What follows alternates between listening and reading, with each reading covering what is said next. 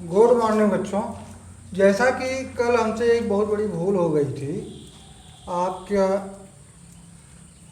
कक्षा 7 सामाजिक विज्ञान पाठ 4 भाग 1 कल ही के वीडियो में ही डाला गया था। वास्तव में बेटा वह आप लोगों का नहीं है, वह कक्षा 6 का है और मैं वीडियो कक्षा 6 का ही बना रहा था, तो आप लोग उसको न देखेंगे और ये आज का वीडियो देखेंगे।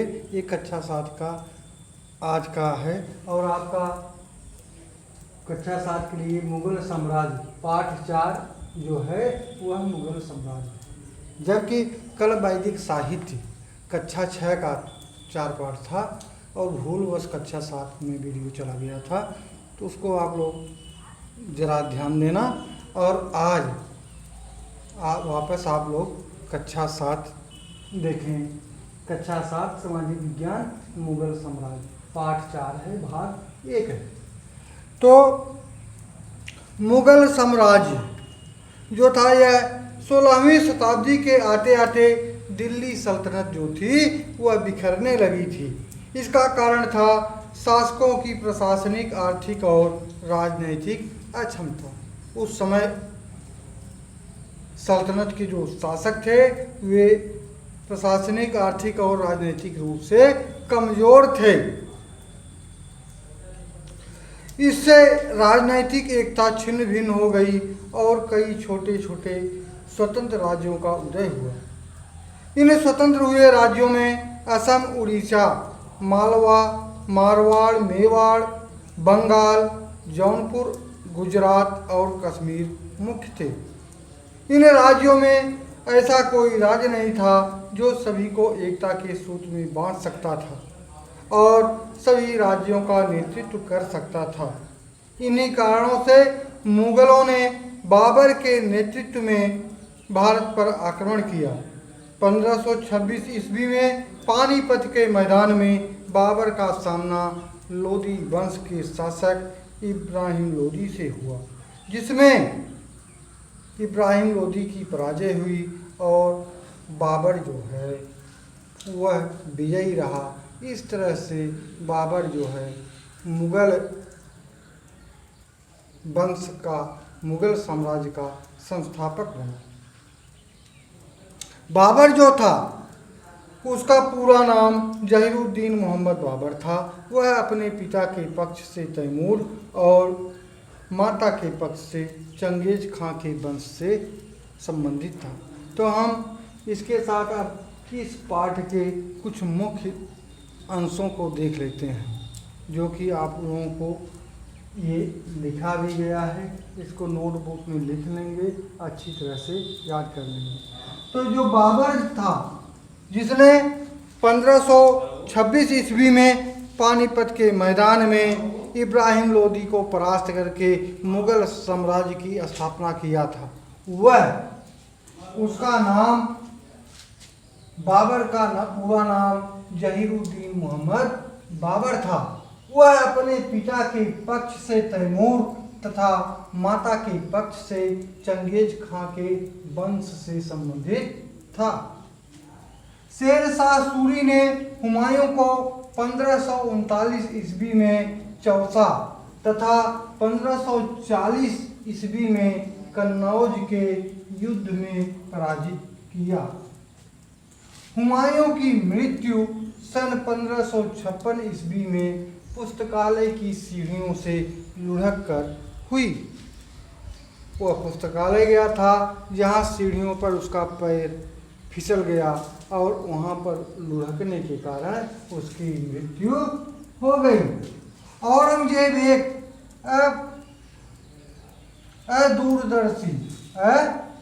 दूरदर्शी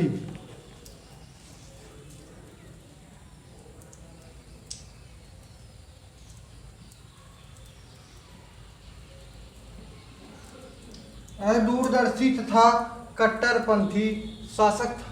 उसके शासन के इस्लाम पर होने के कारण, आधारित होने और हिंदुओं पर जजिया कर लगाने के कारण उसका शासन अशांतिपूर्ण रहा। वह अपना शासन इस्लाम के अनुसार चलाता था तथा हिंदुओं को प्रताड़ित करता था, हिंदुओं से जजिया कर वसूलता था। ये दो प्रमुख कारण थे। अर्थात औरंगजेब का शासन इस्लाम पर आधारित होने तथा हिंदुओं पर जजिया कर लगाने के कारण अशांतिपूर्ण रहा। शाहजहां ने अपनी प्रिय बेगम मुमताज महल की याद में आगरा में ताजमहल का निर्माण करवाया था और इसके साथ जो था, अब हम इस पाठ के शेष अंशों को अभ्यास प्रश्न के आधार पर देखने का परिचय करेंगे, प्रयास करेंगे। और अब हम लोग जो है अभ्यास प्रश्न में सही विकल्प पर सही का चिन्ह लगाने की ओर अग्रसर होते हैं।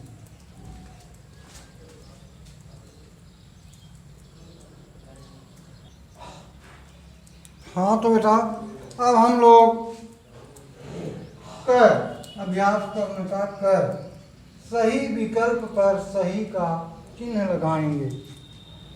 तो इसमें है बाबर के पिता का नाम था जहीरुद्दीन मोहम्मद, इब्राहिम लोदी, मिर्जा उमर शेख या इनमें से कोई नहीं। तो इसका उत्तर होगा ऑप्शन नंबर 3 मिर्जा उमर शेख। इस पे हमने चिन्ह लगाया और अंदर लाइन कर लिया। दूसरा है मनसबदारी प्रथा का प्रचलन किसने किया? हुमायूं ने, अकबर ने, बाबर ने, शाहजहां ने। तो इसका उत्तर जो है ऑप्शन नंबर 2 अकबर सही है। इसको हमने सही का चिन्ह लगा दिया। तीसरा है आईने अकबरी नामक ग्रंथ की रचना किस साहित्यकार ने की? ऑप्शन है शेख मुबारक, अबुल फजल, फैजी और बदायूनी। तो इसका उत्तर है ऑप्शन नंबर 2 अबुल फजल। तो अबुल फजल पे हम सही का चिन्ह लगा देते हैं। चौथा है शाहजहां का शासनकाल किस युग के नाम से विख्यात है, किस युग के नाम से जाना जाता है? ऑप्शन है स्वर्ण युग, नवयुग, कांस्य युग या इनमें से कोई नहीं। तो इसका उत्तर है स्वर्ण युग। तो ऑप्शन नंबर 1 पे हम सही का चिन्ह लगा देते हैं। इसके बाद अब हम लोग रिक्त स्थानों की पूर्ति करने का प्रयास करेंगे।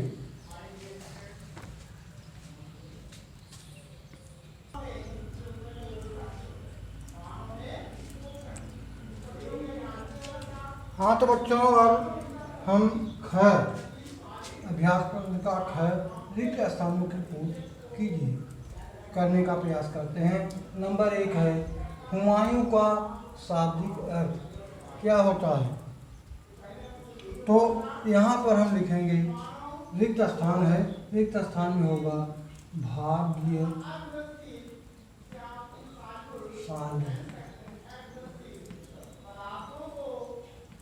हुमायूं का शाब्दिक अर्थ क्या होता है? भाग्यशाली। हमने भरा भाग्यशाली।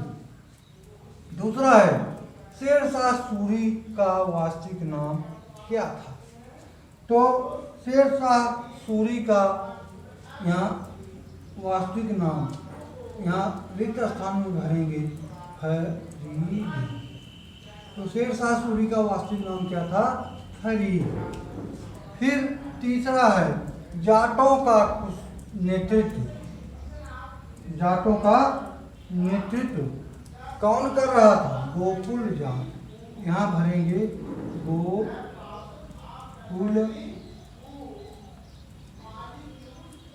जाट। यहाँ पे हम भरेंगे गोकुल जाट। चौथा है नूरजहां एक स्त्री थी। कैसी स्त्री थी? महत्वाकांक्षी।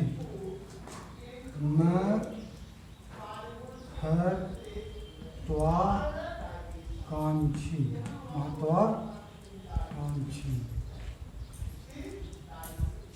नूरजहां एक महत्वाकांक्षी, यहाँ हमने भरा महत्वाकांक्षी स्त्री थी। जहांगीर ने अपनी आत्मकथा लिखी। अपनी आत्मकथा तुजुक ए जहांगीरी।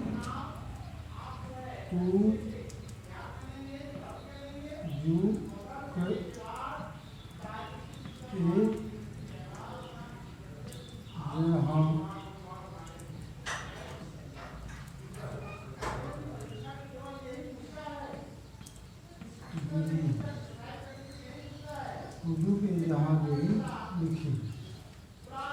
तो जहांगीर ने अपनी आत्मकथा तुजुक ए जहांगीरी लिखी। तो इस तरह से आप देखते हैं, पहले में भाग्यशाली, दूसरे में फरीद, तीसरे में गोकुल जाट, चौथे में महत्वाकांक्षी और पांचवें में तुजुक ए जहांगीरी भरना था, वह हमने भर लिया। आप भी अपनी नोटबुक में भर लेंगे। इसके बाद अब हम लोग सही कथन के सामने सही तथा गलत कथन के सामने गलत का चिन्ह लगाने का प्रयास करेंगे।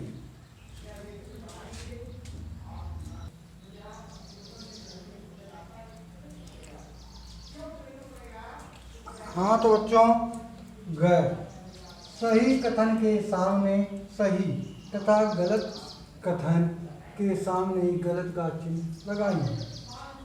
शाहजहां के 4 पुत्र थे। यह सही है।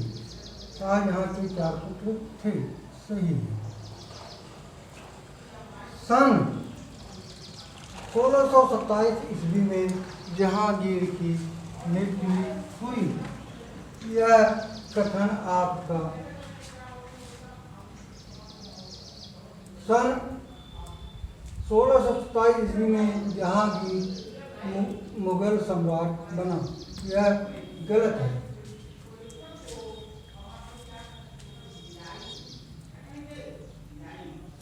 तीसरा है बाबर की मृत्यु सन 1530 ईस्वी में आगरा नगर में हुई। सही है। चौथा है शेरशाह सूरी की पत्नी का नाम नूरजहां था। यह गलत है। शाहजहां को इंजीनियर सम्राट कहा जाता है। यह सही है।